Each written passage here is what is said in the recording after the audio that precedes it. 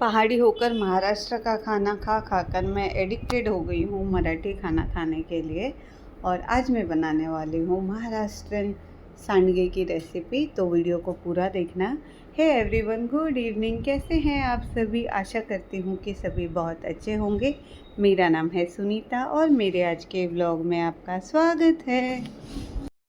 तो क्योंकि आजकल मेरे बेटे की क्लासेस की छुट्टी हो रखी है और कॉलेज की तो छुट्टी है ही, तो मैंने आज उसके लिए रात में ही भात जो बच गया था, लेफ्ट ओवर राइस, उसमें पानी डालकर रख लिया था। क्योंकि मेरे बेटे ने कहा था कि सुबह मुझे फकाल भात दे देना नाश्ते में। तो बस फिर सुबह मैं उठकर नहा के पहले तो अपने लिए ग्रीन टी बनाकर पिया और उसके बाद मैं किचन में आ गई। फटाफट से राइस में दही, प्याज, मिर्ची, धनिया और तड़का डाल दिया और मिक्स करके उसको ब्रेकफास्ट में उस पखाल भात दे दिया था। और उसके बाद मैं लग गई थी लंच बनाने की तैयारी। तो जैसा कि मैंने वीडियो के स्टार्टिंग में आपको बताया कि आज मैं बनाने वाली हूँ महाराष्ट्रियन डिश सांडगे। सांडगे क्या होता है, जैसे हम नॉर्थ में बड़ी बनाते हैं दालों से, तो ये भी वैसे ही होती है, बट ये थोड़ी सी मसालेदार होती है बड़ी, और इसे सांडगे कहा जाता है। तो मेरी एक फ्रेंड ने मुझे ये दिया था, वो गांव से लेकर आ गई थी, तो मैंने सोचा क्यों ना आज यही बनाया जाए, क्योंकि काफ़ी टाइम हो गया सांडगे खाए हुए। तो मैं रसेदार सब्ज़ी इसकी बनाने वाली हूँ। इसके लिए सबसे पहले मैंने सांडगे को तेल में अच्छे से फ्राई किया। बिल्कुल अच्छे से फ्राई करने के बाद मैंने उसको कढ़ाई से हटा लिया और उसके बाद उसी कढ़ाई में मैंने तेल दोबारा से गरम किया और थोड़ा सा नारियल, सूखा खोपरा डाल के उसको भी ब्राउन करके हटा लिया। फिर उसके बाद प्याज भी मैंने सेम कढ़ाई में डाल के फ्राई कर लिया और प्याज के साथ ही मैंने उसमें अदरक, लहसुन भी फ्राई किया और फिर हरी मिर्ची और कड़ी पत्ता भी डाला और उनको भी फ्राई कर लिया। और उसके बाद टमाटर डाल दिया। टमाटर को हल्का कच्चा पक्का पकाना है, ताकि ये मतलब एक अलग ही टेस्ट आता है जब टमाटर भी पका लेते हैं। टमाटर ऑप्शनल है बाय द वे, अदरवाइज़ इमली डाला जाता है, पर मुझे टमाटर ही पसंद है और टमाटर से ग्रेवी गाढ़ी भी हो जाती है। तो टमाटर को भी भून लिया और उसके बाद हरा धनिया डाल के गैस बंद कर लिया। मिक्स करके ठंडा होने के लिए सारे मसालों को मैंने छोड़ दिया। और जब मसाले अच्छे से ठंडे हो गए थे, उसके बाद मैंने इनको मिक्सी के जार में ट्रांसफ़र किया। मिक्सी के जार में ऑलरेडी मैंने नारियल रखा हुआ था जब फ्राई किया था, और उसी में ये सारा मसाला भी डाल दिया और सबको अच्छे से बारीक पीस लिया।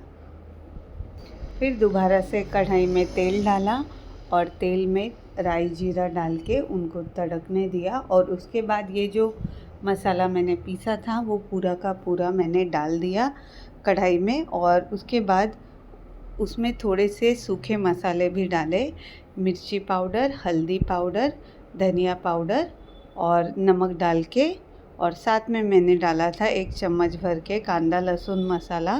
कांदा लहसुन मसाला अगर नहीं होता तो मैं इसकी जगह पे गरम मसाला इसमें डालती, पर मेरे पास ये है इसीलिए मैंने यही डाला है, क्योंकि इससे टिपिकल महाराष्ट्रियन टेस्ट आता है खाने में।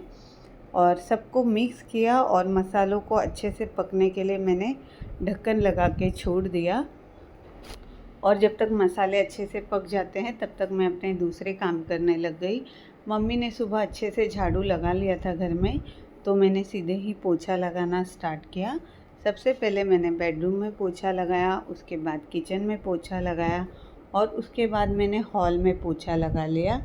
हॉल में पोछा लगाने के बाद मैं बाहर आ गई थी और मैंने बालकनी अच्छे से धो लिया।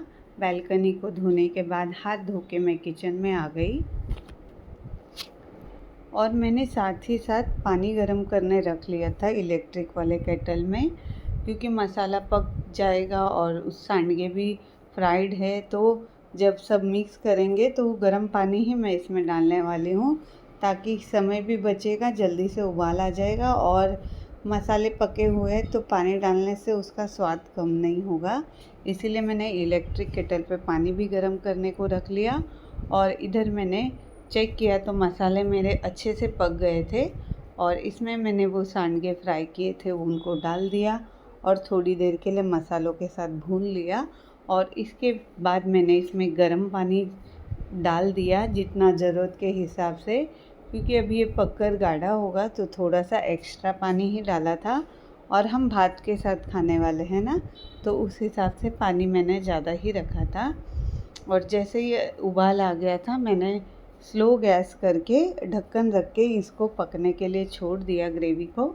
और फिर मैं चली गई थी रेडी होने के लिए, क्योंकि मुझे जाना है ऑफिस और उसके पहले मुझे स्ट्रीट कैट्स और डॉग्स को खाना भी खिलाना है।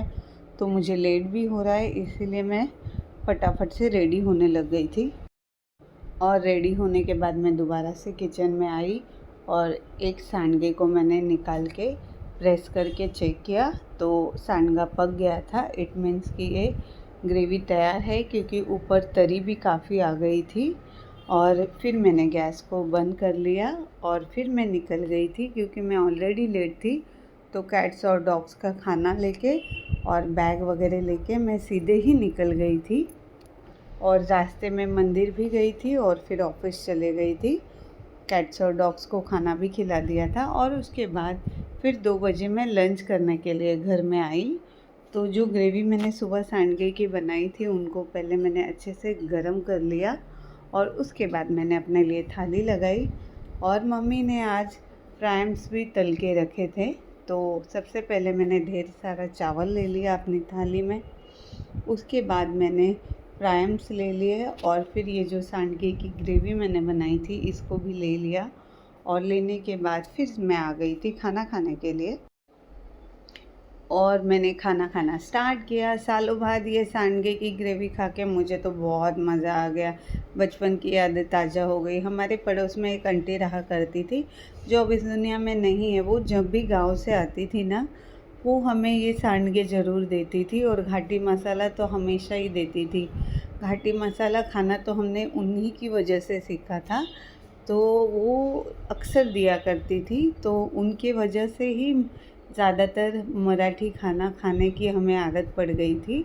और ये सांडगे की ग्रेवी बनाना भी मैंने उन्हीं की वजह से सीखा था, क्योंकि जब वो सांडगे देती थी तो हमें पता नहीं होता था इसका क्या करना है। तो पूछ कर, क्योंकि उस टाइम में तो यूट्यूब होता ही नहीं था, माउथ टू माउथ ही आप कुछ भी चीज़ें सीख सकते थे। तो पूछ कर मैंने ये सांडगों को यूज़ करना और इसकी ग्रेवी या सब्ज़ी बनाना सीखा था। और आज बहुत टाइम के बाद ये चीज़ मैंने बनाई है और खा के बहुत मज़ा आ गया। बचपन की यादें ताज़ा हो गई आज तो। और मैं कल जाने वाली हूँ कहीं बाहर, तो उसकी पैकिंग मुझे आज शाम को ही कर लेनी है, क्योंकि कल जाना है। तो मैं कहाँ जाने वाली हूँ ये मैं आपको कल ही बताऊँगी और ज़्यादा सस्पेंस नहीं रखूँगी। अब कल ज़रूर आपको बता दूँगी। और बस, तो आज के ब्लॉग को यहीं ख़त्म करते हैं। कल मिलती हूँ। Bye bye, take care.